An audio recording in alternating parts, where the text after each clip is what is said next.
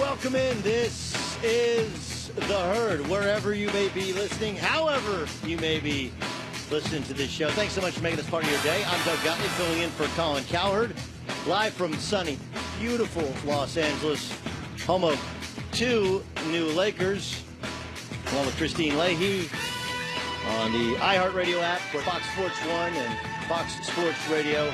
This, of course, continues to be The Herd. Not a lot going on in sports. No. Oh, yeah, there's the Eagles parade. Oh, Jimmy Garoppolo signed the biggest contract in the history of the National Football League. Oh, and there were a couple of trades in the NBA. Like, the entire Cavs roster was turned over in the last 45 minutes. Outside of that, not a lot going on. This is fun. You having fun? I'm having a great time. So these are my favorite days, especially when it's all NBA news. But apparently, so we know Isaiah Thomas was a kind of a pain in the butt, right, for Cleveland? Yeah. Apparently, so Rachel Nichols just said that she saw a text from Isaiah Thomas's agent, and it was in all caps and said he is not coming off the bench, meaning in LA. So he's already going to be starting problems in LA by saying he's not going to come off the bench. They got 2 point guards. Well, they have 1 point guard. And him. Right. So now they have 2 point guards. Right. I mean, he's not even really a point guard, to be honest. Well, but two guys in his position, so he might come off the bench. Listen, this is a quick aside, but obviously I cover college basketball. I've done so for years. I know we're all going crazy about Trae Young because he's leading the country in scoring and assists. He has some of his game is Steph Curry-like. A lot of his game actually is Steph Curry-like. But the Isaiah Thomas thing only points to what everybody says in the NBA is, man, if you're going to be a little guard, you better be really, really, really tough and really, really good on offense because it's really hard to hide you on defense. He didn't fit. And look, I completely respect what the Cavaliers did in getting rid of Isaiah Thomas. You know, I tell people all the time, if you're dating somebody for 6 months or a year, you're dating somebody for a year, and I ask you, like, is she the one? And you say, I don't know, maybe.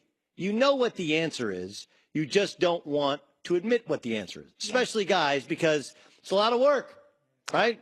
You beautiful women are a lot of work. Oh, like it's not a lot of work for the women to put up with men? No, because you guys get to pick and choose. We have to work. Absolutely. You're out of your mind. The point is, it's a lot of work, and like to find another woman who will actually cohabitate or hang out with you, that's a lot of work. It's harder to do. Whereas guys, you could find another guy any day you want. For guys to find a woman, it's much harder. But my point is, like, look, 6 months in, a year in, if you don't know, you do know, you just don't want to make that call. Because if you do, then you got to go find somebody else. If not, you're like, we're fine. We're fine. So oftentimes in life, we put off those difficult decisions of saying, this isn't working, right? Early on in any job you've been in, you've probably known early on if it's going to work or if it's not going to work. It's just like with a relationship. Early on, you know. You just know. You know when you know. And I'm telling you, the Cavs and Isaiah Thomas knew it wasn't working. It lasted slightly longer than Britney's marriage in Vegas. I think slightly longer than one of Kim Kardashian's marriages, right? Chris Humphries. To Chris Humphries? Mm-hmm. Just I think a little bit longer. It's hard. When do you start count? When did it actually start? Did it start when he was healthy or did it start when he was acquired? That's hard because it's like 6 months otherwise, right? Or four months otherwise. But they knew. And so they said, and the most telling part is this. And NBA people, I said it earlier, and NBA people are laughing. They're texting me about it right now. Last night, LeBron James hits a game-winning shot. Okay, place goes crazy. He goes over, celebrates with his team.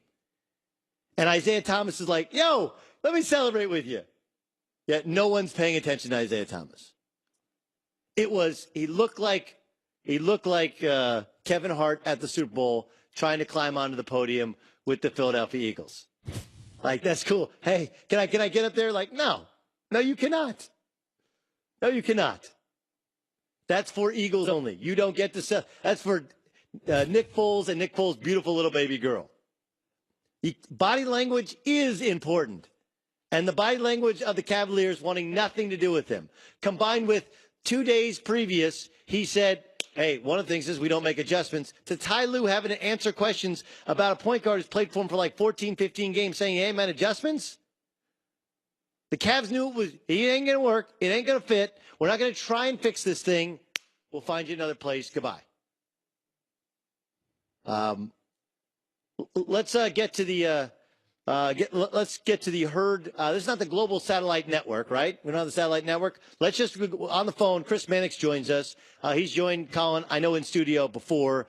He was earlier today on First Things First with Nick and Chris and Jenna. Writes for Yahoo Sports. He's our senior writer on the Vertical. Give me your initial thoughts on the Cleveland Cavaliers' massive overhaul just hours after they had an incredible win over the Minnesota Timberwolves. Well, it makes them a lot better. I mean, I think that at least is what the consensus is from the people I've early checked in with across the league. I mean, the athleticism is improved, and equally as important. Well, a couple of things are as important. Yeah, this was a team that didn't play very hard, especially defensively, and they just infused this roster with a lot of young talent. That at the very least, it's pretty likely these guys are going to play hard. Now, we can debate the merits of putting, young guys in key positions in a playoff scenario in a couple of months. But for right now, it looks like they got a lot better in that respect. One thing someone brought up to me just recently was the idea of moving Dwayne Wade. And by moving Dwayne Wade, you take one of LeBron's closest friends out of the locker room, but you also kind of dissolve one of the cliques that existed there. I mean, LeBron and Dwayne were as thick as thieves in that locker room, and oftentimes they spent a lot of time just with each other. By moving Wade out, this one GM told me you kind of forced LeBron to go hang out with everybody else and incorporate himself more with these new guys and try to be more of a part of this group. And they think that will help this team going on. But credit Kobe Altman, Doug. This guy really, took some, lukewarm bodies, sent them out, and brought in a whole bunch of live bodies back in return. Okay, they definitely got younger. But does this get them closer to a championship? No, but I think it certainly makes them once again the strong favorite in the East. I think right on paper right away. We'll see how they all play together. Nobody in Golden State is looking at all this and be like, wow, we really got to be scared of Rodney Hood and George Hill. That's not the case. This to me was at the very least a move to, two things. One, it's a move that gets them, back in the mix again to be a real finals team. And number two, it's a message sent. I mean, it's telling LeBron, look, we're not afraid of the $12.5 million or the $24 million, whatever it is, that Jordan Clarkson has coming over the next couple of years. We'll take on George Hill and the $19 million we have to pay him next season. We'll give away our first round draft pick, which could be in like the low to mid 20s in this next draft. And look, as you LeBron are kind of going around and looking at the Lakers and the Spurs and the Rockets and the 76ers, whoever you're looking at, know this, that we did everything we can to keep you, and we still have a pretty good roster to put around you. So in that sense, they, at the very least, sent, I think, a pretty strong message to LeBron about the future. It does, though, also allow the Lakers to free up that cap space that they wanted. They wanted to move off of one, previous regime guys, and two, Jordan Clarkson's contract. Do you think this makes the Lakers any more likely to get LeBron this offseason? I mean, it makes it more feasible. Does it make it more likely? I never really bought that narrative. I mean, yeah, they cleared cap space, but they still stink. And, LeBron is not going to go there unless he can get somebody big to go with him. And right now, Paul George, it's not lip service that Paul George is paying. People around Paul George tell him he's really enjoying his time in Oklahoma City. And I know that it's Oklahoma and the other side, Los Angeles, but if that team winds up getting to the conference finals, and look, they're Jekyll and Hyde a lot of times, but if that team winds up getting to the conference finals, Paul George is not walking away from a conference finals team to go play with LeBron on a 15-win or 20-win Laker team that doesn't have its number one pick this year. So I think that it certainly the Lakers now are players once again in 2018, but I think it's more likely the Lakers, go out there, if Isaiah works out for half a season, they give him a one-year deal like they did Contavious Caldwell-Pope and protect that cap space till 2019. By the way, the Lakers have won 22. They do now have a first-round pick. And I actually love Oklahoma. I've lived there for a good portion of my life, went to school there, call that like my second home. But like call me in June and let's see how Paul George thinks, right? It comes down to how the thing ends to know if he really, really everybody likes it when you're mid-season and everyone else has problems and you're enjoying yourself. But if Carmelo goes back to old school Carmelo in the playoffs and right. Russell gets a little bit selfish in the playoffs and you get ousted early, it could turn ugly in a hurry, couldn't it? No, I completely agree with that. And look, there's nothing. We're not going to know anything. Everything is speculative now until we get to, as you said, into June. But I can tell you this: the Thunder never, not once, considered trading Paul George. Never. That was never a possibility. And every month that he's been there, it seems like things from the Thunder's perspective have gotten more and more optimistic. The relationship between George and Westbrook has grown and been a positive, by the week. They're cautiously optimistic. That front office is never going to be truly optimistic about anything, but they're cautiously optimistic that what they've done here and what they've built here is going to be appealing to Paul George, and they believe firmly on this that winning is something that Paul George is very serious about. No question. Okay, two quick ones on other teams. Everything's been about the Cavs, a little bit about the Lakers. You mentioned the Warriors. They dominated. They were dominated by the Oklahoma City Thunder. They got some issues with their bench. I think people haven't paid attention to Andre Iguodala. Appears to be washed. Maybe Sean Livingston too. You think they make a trade today? No, I don't think they make a trade, but they're going to be very aggressive on the buyout market, and that's the kind of under-discussed subject over the last couple of weeks. Every GM I've talked to, every single one has mentioned the buyout market as potentially being robust. And look, you've got teams like Atlanta and maybe New York and maybe Orlando and a handful of others that could just let guys go. And you could see, decent players, the guys that would have been acquired at the deadline in some deals, be available, for, nothing. And Golden State will obviously be in a great position to take somebody on for a 1-year deal. So the buyout market is going to be big, and I think Golden State's going to be right in the thick of that. Last thing, if you were a betting man, does Gordon Hayward play a game in the playoffs? I'm going to say yes, because I'm around that team a lot, and they're still very much like, look, we've got to get through the healing process. You got to get him on that leg, see how he cuts, see how long it's going to take him there. But he is ahead of schedule. He is making as much or more progress than they ever thought he would at this point. I have no idea what kind of role he's going to be able to take on in this situation. It's asking way too much to expect him to be anything more than a 15 to 20 minute per game player if he does come back this season.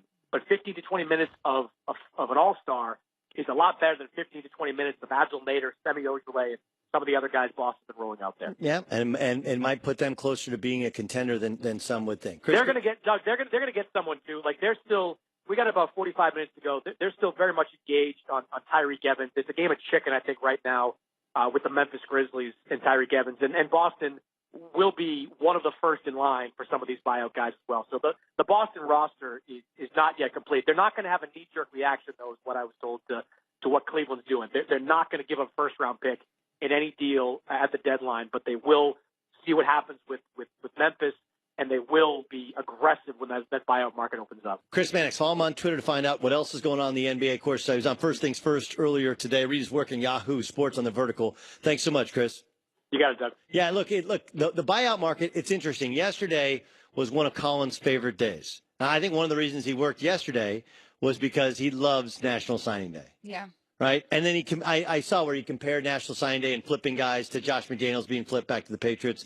I thought it was genius. But National Signing Day has lost its oomph. Why? Because there's also an earlier signing day. There's an earlier one in December for guys who enroll early in the colleges. So, yeah, it's National Signing Day. Yeah, it's important, but it's not the end-all, be-all. That's the same for the trade deadline in the NBA. The trade deadline is, look, if you can move some assets that have expired contracts for other pieces, you do so. Otherwise, some teams are just like, well, I can't move you, so I'll just buy out, get you off my team because now I want to lose. I prefer to lose to get a good draft pick, and I want to go with my young guys and let them play. An older vet making too much money, I buy out.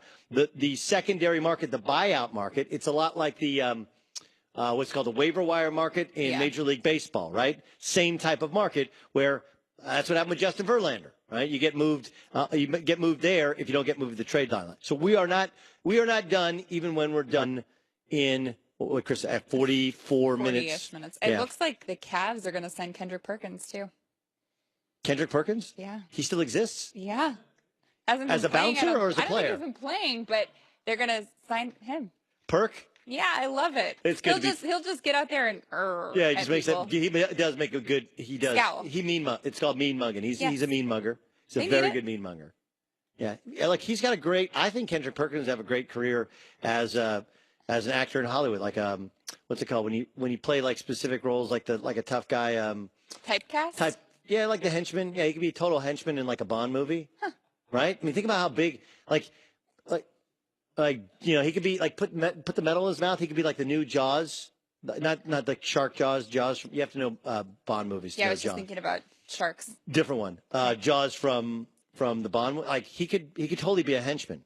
I'm scared of him right now, even thinking about it. He's actually the nicest, most gentle guy. He is. He could not play dead in a cowboy movie though. Right now, in terms of basketball, with a knife in his back, he couldn't play dead.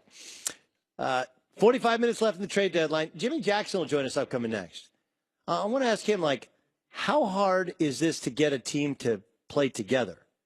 Because there's some other parts to a LeBron team that makes it harder to let them find cohesion in a expedited manner. Jimmy Jackson upcoming next. I'm Doug Gottlieb. She's Christine Leahy. This is The Herd. That's next. But first, Valentine's Day is a week away. Let me repeat that. Valentine's Day is a week away. You thought about what you're getting for her or him or them?